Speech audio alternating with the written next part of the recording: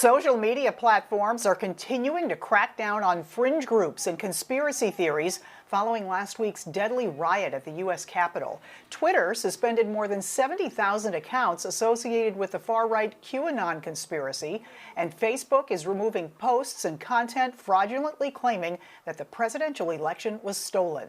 Social media companies are scrambling to rein in harmful activity ahead of the presidential inauguration. The moves by social media companies are leading to cries of free speech and accusations of First Amendment violations. Are those companies allowed to take that action? And if they are, should they? Chris Pallone takes a look at the debate. Despite what your friend says on Facebook, President Trump is not having his First Amendment right to free speech taken away by the big social media companies. The First Amendment solely deals with the government's role in suppressing public expression. But what the First Amendment does not prohibit is private businesses from making their own rules.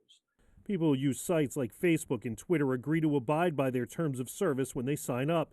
In banning the president, Twitter cited fears of further violence after last week's insurrection by Trump supporters at the Capitol. If you do not like the policies of one social media platform, you're allowed to go to use another one. But some social media sites like Parler are finding it hard to navigate the free market. The site, favored lately by conservatives and even far-right extremists, was taken down Monday after its web host Amazon said moderators didn't do enough to remove violent and threatening posts. We never promoted that kind of violence or anything like that. We would have never condoned it. But because internet companies can prohibit whatever they want, should they? Now, we're about to get into a great debate in this country about regulating in some fashion more than they're regulated now.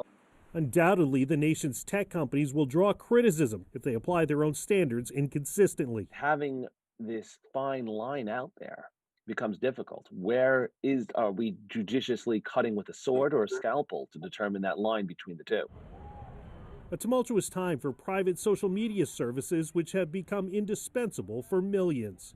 Chris Pallone, NBC News.